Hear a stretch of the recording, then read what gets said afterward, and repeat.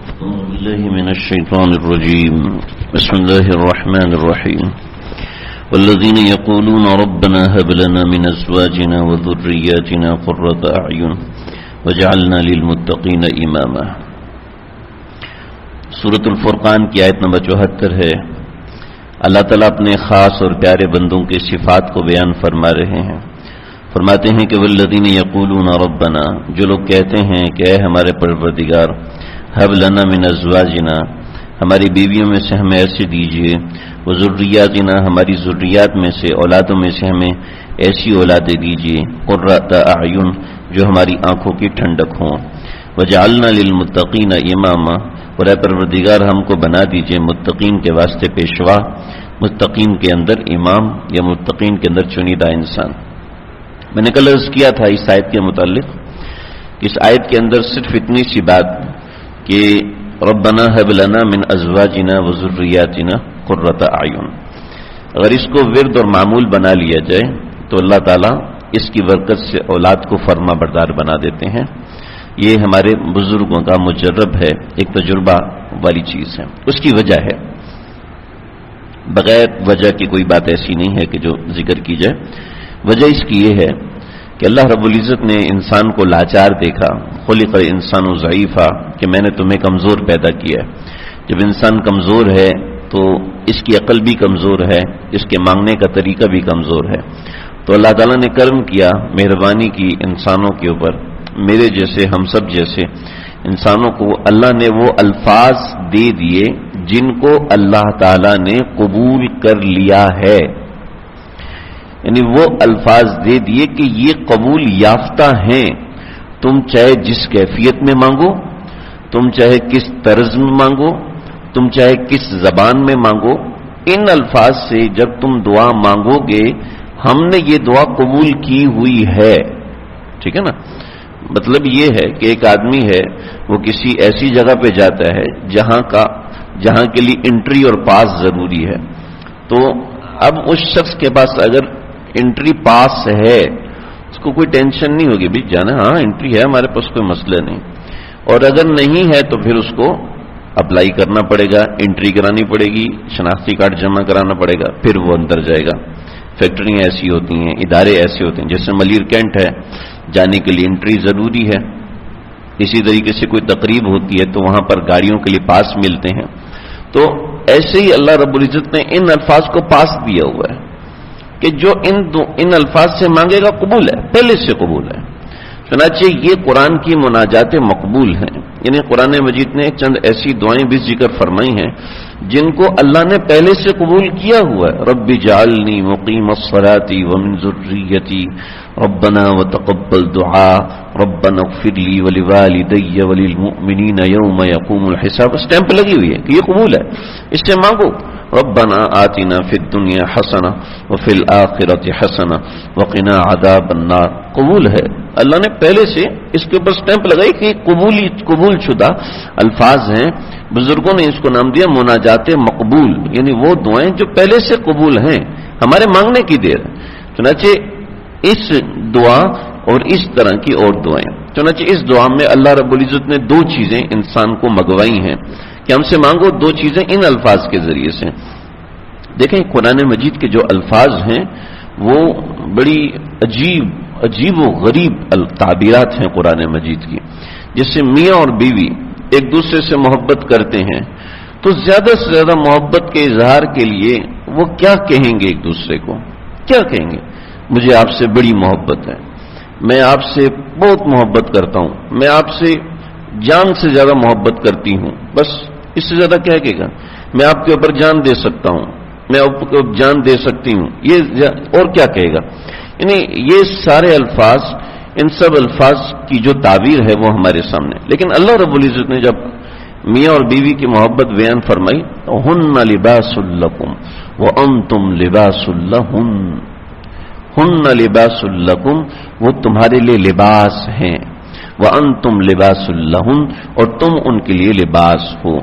ایسی تعبیر کہ جس کی طرف انسان کا دماغ جا ہی نہیں سکتا، انسان کا دماغ اس طرف جاتا ہی نہیں ہے. تو ایسے بے شمار قرآن مجید کے اندر تعبیرات ہیں، بے شمار چیزیں ہیں تعبیر کی. تو ایسے وہ تعبیر اور وہ الفاظ جو اللہ نے استعمال کیے ہیں وہ ایسے ہیں کہ جو انسان جوڑ نہیں سکتا. چیلنج کیا ہے قرآن مجید میں جگہ جگہ، آپ سب کو پتہ ہے کہ چیلنج کیا کہ جیسی ایک آیت بنا کے دکھا دو. چنانچہ انہی میں سے اللہ رب العزت نے یہ الفاظ دیے ہیں. چنانچہ ان الفاظ سے دعا مانگنی چاہیے. پہلی چیز کیا مانگی؟ پہلی چیز بیوی آنکھوں کی ٹھنڈک بن جائے، شوہر آنکھوں کی ٹھنڈک بن جائے. ازواجنا، زوج کا لفظ عربی میں اتنی فصیح زبان ہے کہ اگر شیر کھڑا ہوا ہے تو اس کے لیے اور لفظ ہے. ہماری زبان میں اس کے لیے شیر ہی کا لفظ ہے. اگر شیر حملہ کر رہا ہے تو عربی زبان میں اس کے لیے اور لفظ ہے. ہماری زبان میں اس کے لیے شیر ہی ہے. شیر سویا ہوا ہے اپنی کچھار کے اندر تو ہماری زبان میں اس کے لیے لفظ شیر ہے، عربی میں اس کے لیے اور لفظ ہے.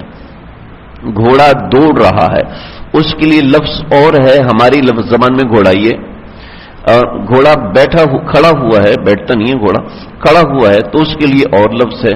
اگر وہ دشمن کے لشکر کو پھلانگ رہا ہے تو ہم زیادہ سے زیادہ کہیں گے گھوڑا چھلاوا بنا ہوا ہے. لیکن عربی میں اس کے لیے لفظ ہی اور ہے کہ اس کی حرکات کے لیے. تو عربی زبان اتنی وسیع زبان ہے کہ اس کی ڈکشنری بہت بڑی ہے.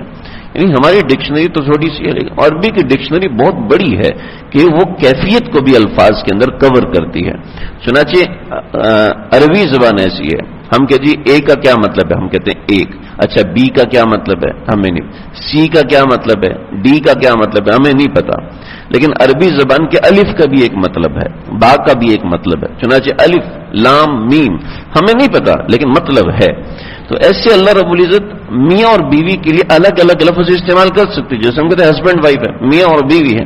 لیکن عربی زبان جو ایسی ہے اس کے اندر بیوی کے لیے بھی زوج کا لفظ استعمال ہوتا ہے، شوہر کے لیے بھی زوج کا لفظ استعمال ہوتا ہے.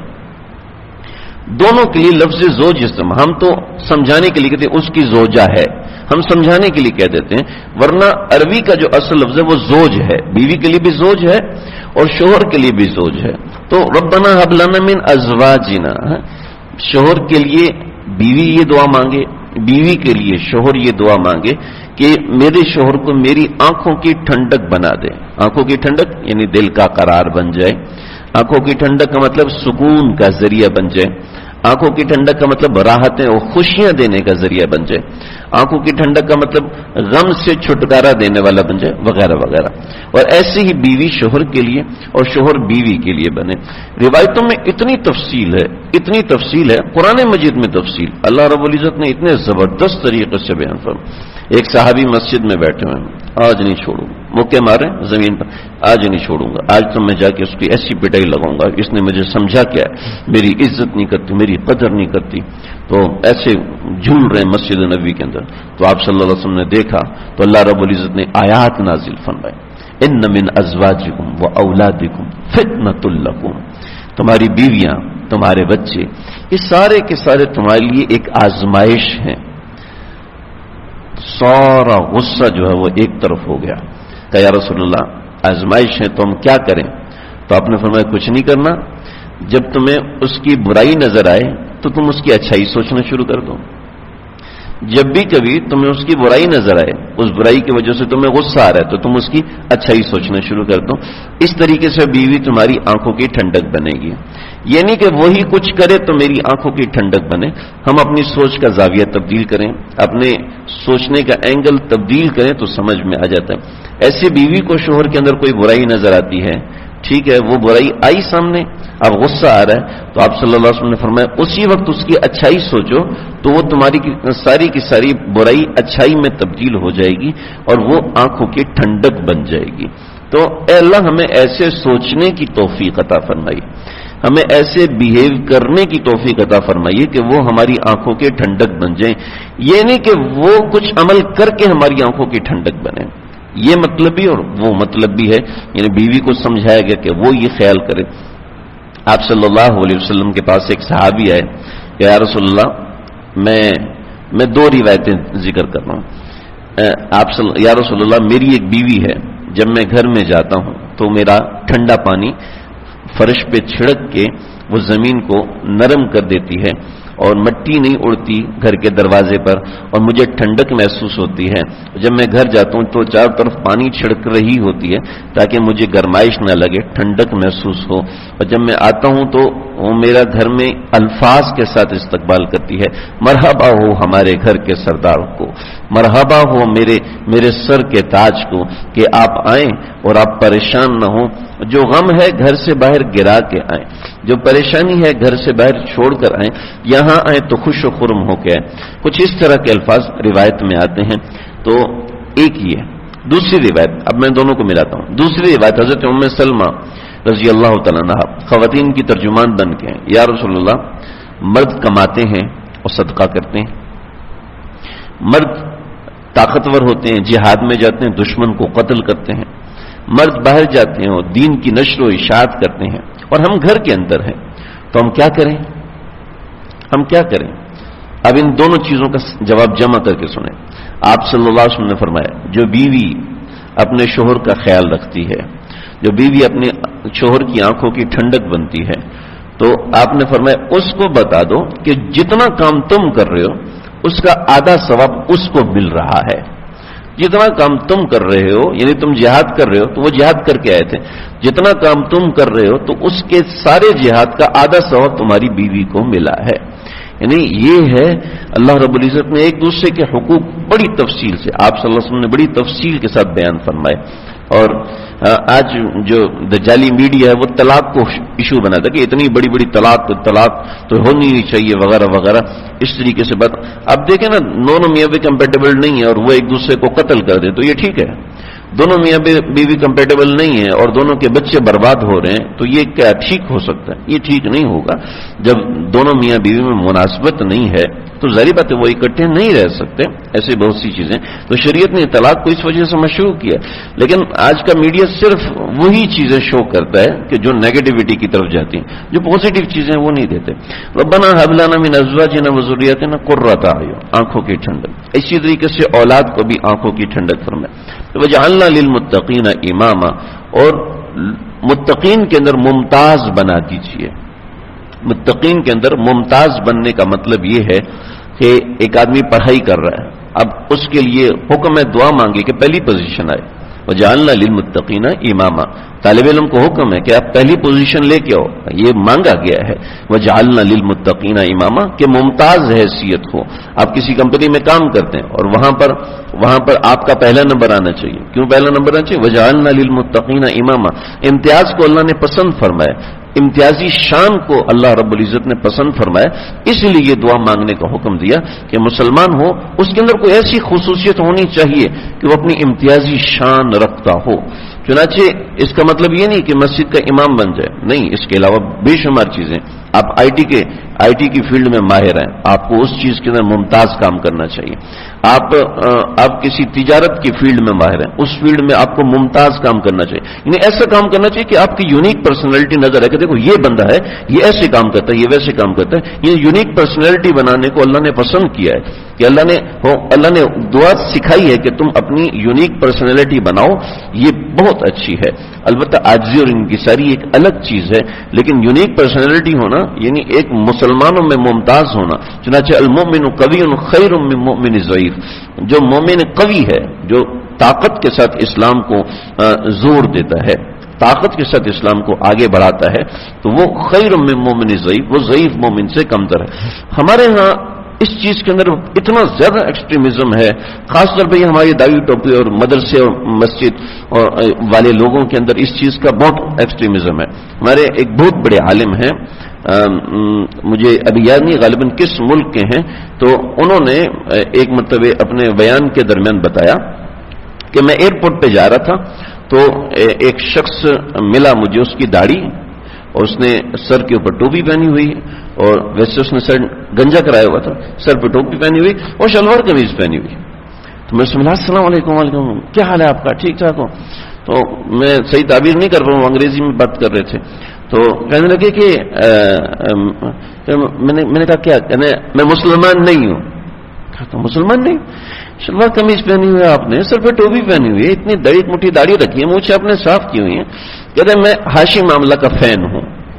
ہاشم آملہ کوئی کرکٹ کھیلتے ہیں ساؤتھ افریقہ کے کھلاڑی، میں ہاشم آملہ کا فین ہوں اور میں ان سے ملنے جا رہا تو میں چاہ رہا تھا ان کی شکل بناؤں، تو 3-4 مہینے لگا کے میں نے ان کی شکل بنائی ہے. اب میں ان سے ملنے جا رہا ہوں اور ایسا ایسا ویسا ویسا ہے. اور انہوں نے کہا کہ جب میں ہاشم آملہ سے ملا ہوں تو انہوں نے بتایا کہ میں نے پتہ نہیں کون سا ورلڈ ریکارڈ بنایا. اس پورے ورلڈ ریکارڈ کے اندر میں پورے روزے سے تھا، جس روزے کے اندر میں نے 3 دن کا کوئی ٹیسٹ میچ تھا تو 3 دن کے اندر میں نے ایک ورلڈ ریکارڈ بنایا.